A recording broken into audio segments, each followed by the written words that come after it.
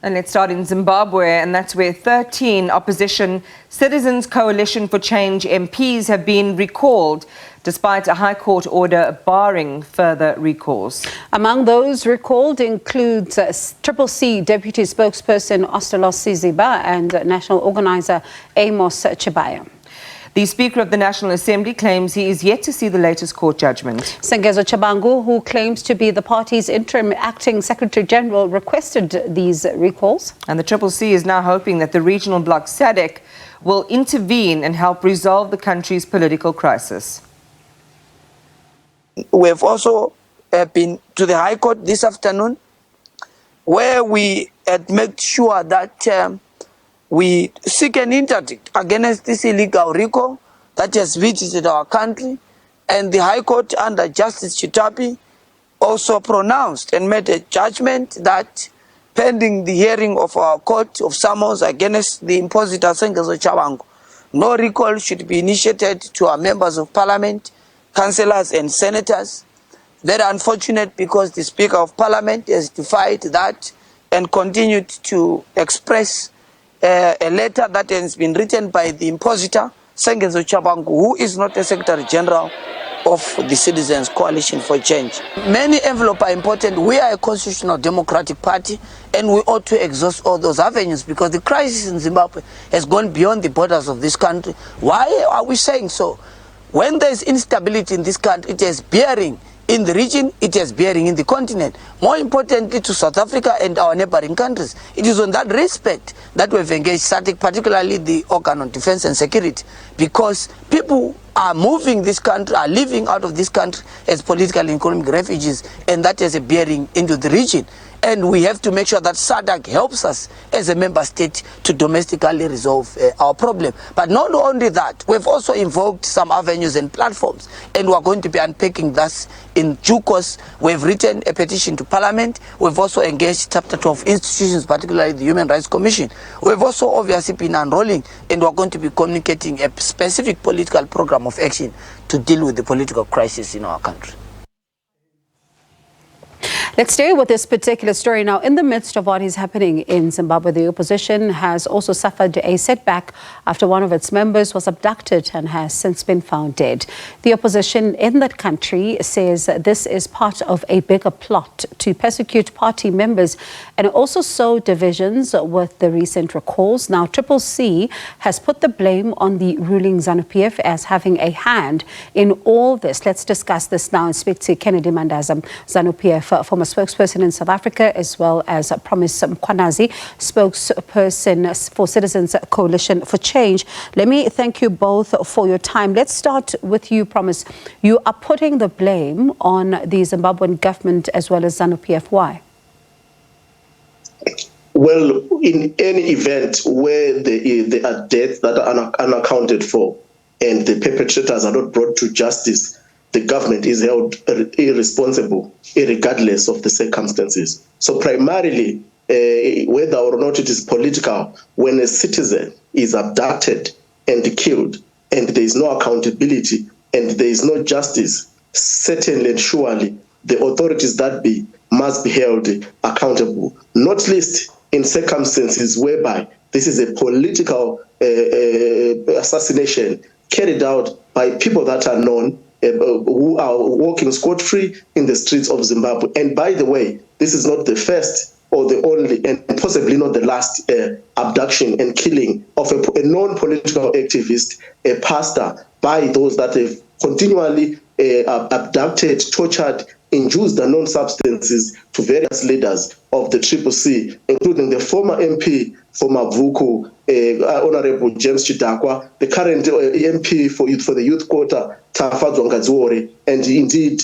the case of Tafumanei, which we're discussing today. So there has been a systematic and systemic targeting of opposition leaders and activists and persecuting them. And this has started in the pre-election, it continued during the elections, and it has in fact escalated in the post-electoral period. So, Promise, before I go to Mr. Mandas, I'm going to just ask, because we've spoken about some of the incidents you're mentioning before, and there has been this issue that there's possibly no proof to some of the allegations then that the opposition is making. What kind of proof are you relying upon right now as the official opposition, as you're pointing fingers at the ruling ZANU PF?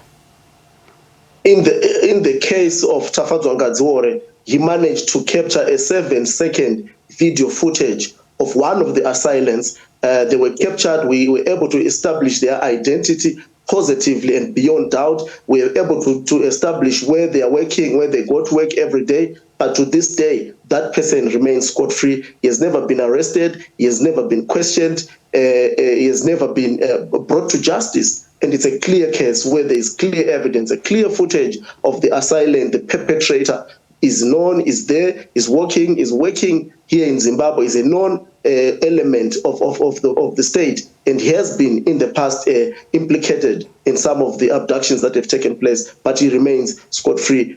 We have made a police report, we've inquired with the police, there has not been any action to this day. So we know that these people... Pardon me for disturbing your train of thought there. I'm going to come back to that in just a moment, as just to ask how much more can you tell us about this person. But I'd like to go to Mr. Mandaza and get a response from him. Mr. Mandaza, how do you respond then to what you've just heard? You are on mute, sir. Mr. Mandaza? Oh, there we go. Yes. We have always been consistent, and we remain consistent in saying that the ZANU PF has nothing to benefit from the abductions that are taking place in the country, whether they are perceived or real. Because ZANU PF at the moment is seized with the engagement and the re-engagement thrust in order to brand, to build the image of Zimbabwe. And it would be naive on the part of the party or anyone who is a member of the party to, at the same time as we speak about engagement and re-engagement, trying to build the image of Zimbabwe, we go all out to abduct people. And our business as a party is to make sure that we attend to the bread and butter issues of the people of Zimbabwe. And that is what the party is seized with. We have heard these allegations time and again being made that ZANU PF might be having a hand in these abductions, and we categorically deny. And we ask those who say that ZANU PF has any hand in these abductions to bring forth the evidence, and or even take that evidence to the police, like what the Promise is saying today. They have taken it to the police, and it is the responsibility of the police to go all out and look for these people that are perpetrating the abductions, because they do not benefit Zimbabwe and even ZANU PF as it were. Because we want a country that is peaceful, and that is what the president has been speaking throughout. And we believe that those who are perpetrating the abductions are the people that are benefiting from the abductions. And who are they? They are those who do not want to see peace in the country. They are those who do not want to see the country developing. They are those who are calling for all other things that they think that Zimbabwe is not currently doing. So, and we believe, as a party, we have no hand, and we do not seek to be involved in those shenanigans that are currently taking place. So, Mr. Mandaza, then let me stay with you. As you say that as a party you're not involved, and these are people that do not want to see the progress of your country, are you then concerned enough to start digging, or have you already started digging to get some intelligence on who these individuals are, so that as you are equally concerned, you then bring them to book?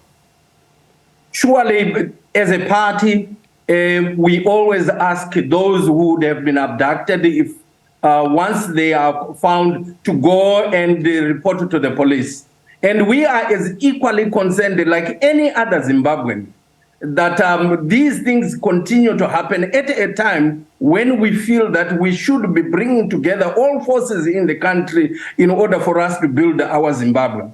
That's why we have consistently said, if there are any abductions that take place, the first port of call should be the police, and all evidence should be given. But sadly, what we have had and seen in the past is that some of these people who claim to have been abducted, they do not want to vouch or give evidence to the police, and it leaves the police with their hands tied up to go out and get these people because they would not have got the evidence. So our plea, as we say we are concerned, is for all people to assist the police in getting these people who are tarnishing the image of ZANU PF as well as the image of the country. Right. Promise, let me ask you then, what more can you tell us about this particular individuals and why are police taking long? Have they given you any reasons?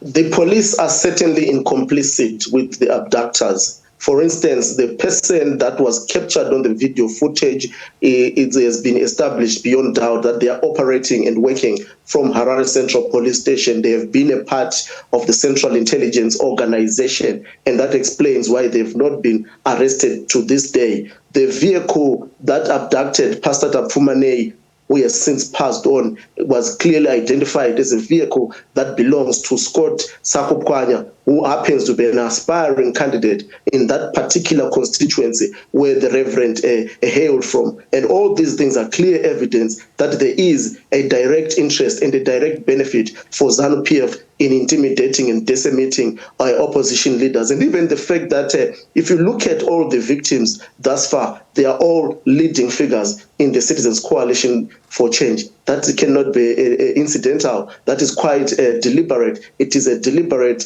target of certain leaders that are known that they can provide the necessary leadership to upset ZANU PF in the coming illegal by-elections. For example, Takudzwa Ngadziore is not just a member of parliament, he's also the youth leader, the national youth leader of the Citizens Coalition for Change. And that makes him one of the strategic leaders of the party and explains the target against him. Honorable James Chidakwa is from Mavuku, the same constituency where this by-election is taking place. He's been an MP there, he's an influential figure and can help boost the support of our candidate, Kufa Mnyaradze Kufa. And the pastor that has just been killed, he is also from Mavuku, the same constituency that there is a wrestle to take it over by the ruling ZANU PF party. By the way, so that they can get the two-thirds that they need by hook or crook to carry out their own objectives that are known to themselves. Okay, Mr. Mandaza, I'm going to ask you because we're running out of time. Let's talk about, this issue around the Sadc, and especially because there's a strong push now in Zimbabwe, especially when it comes to, what's happening in Sadc, the agenda thereof, and the president was at the summit in Angola as well. Is the party happy about the outcomes of the Sadc meeting? As expressed by the president, the party, the meeting went on very well. And the party is happy with the deliberations that took place, and any insinuations that are made that are not in the public domain remain there. And for us in the party, we are happy, and we believe that we remain a pivotal and important figure of the Sadc region. But let me rebut a little bit on what Promise has just said.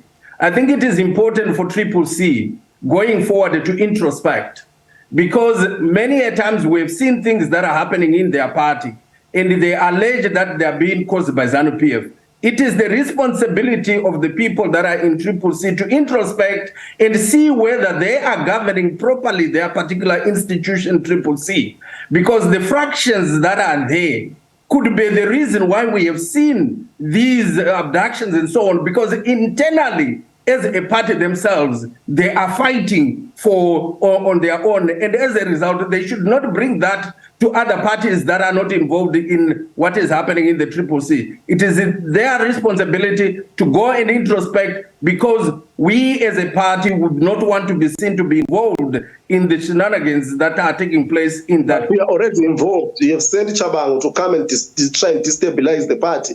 There are no fractions in the CCC. President Chamisa and the Citizen National Assembly is in total charge of the party. The only disturbance is an imposter sent by ZANU PF in the person of Sengeso Chabango, who has since failed dismally to destabilize. Nobody's going to destabilize the CCC. We will protect our members of parliament, we will protect our councillors, we will protect our president, we will protect the party, and indeed we will protect the interests of the generality of the people of Zimbabwe. Have you put your case before Sadc? Promise. Our case is indeed before Sadc, and it is a lie that Sadc has finalized on this matter. This matter is ongoing, discussions are ongoing, options are being explored to try and find a political settlement in Zimbabwe, a political settlement which is imperative because it has far-reaching implications in the region, in particular in South Africa, where there's an upcoming election whereby the issue of immigration has become an electoral issue because of the people migrating from Zimbabwe to South Africa due to economic and political reasons. So it's imperative that South Africa plays a positive role in trying to help resolve the Zimbabwean crisis. And I know that South Africa and Zimbabwe share a long history in terms of solidarity, people-to-people solidarity with each other. And we want to continue in that direction. The people of South Africa must put pressure on President Ramaphosa to resolve the Zimbabwean crisis in order to extricate themselves from the economic burden that they have to carry with the people of Zimbabwe. All right, I'm out of time. In about 10 seconds each, I'm going to ask you, how does Zimbabwe then move forward? How do both of you ensure that there's political stability and there are no more deaths and abductions? 10 seconds each. It is important that as a people, we work together and we bring sanity in the country by ensuring that whatever is happening in the country, we take it to the police where the need arises. And we as a people, we should be able to be proud Zimbabweans that are prepared to work as a unit at any given time. All right, promise. We need to return the country back to the rule of law, to constitutionalism, to accountability, to law and order. And we must stop all these political shenanigans that ZANU PF is responsible for. And for once, focus on genuine political and economic development of Zimbabwe. Ole, let me thank you both for your time this evening. And certainly one hopes that we do not see any further, abductions, because this is quite a worrying picture there. But as both of you say that it's time to work together, let's see what happens then in Zimbabwe. That is Kennedy Mandaza, ZANU PF spokesperson, Promise Mkwanazi, spokesperson for Citizens Coalition for Change.